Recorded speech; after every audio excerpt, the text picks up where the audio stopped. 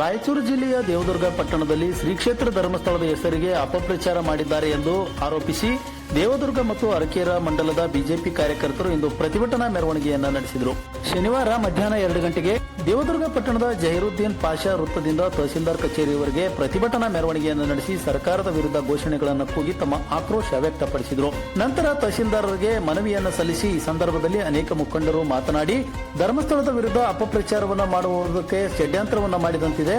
ಯಾರು ಒಂದು ಕೃತ್ಯ ಮಾಡಿದ್ದಾರೆ ಅಂತವರ ವಿರುದ್ಧ ಕಠಿಣ ಕ್ರಮವನ್ನು ಕೈಗೊಳ್ಳಬೇಕು ಎನ್ನುವಂತಹ ಒತ್ತಾಯವನ್ನು ಮಾಡಿದ್ರು.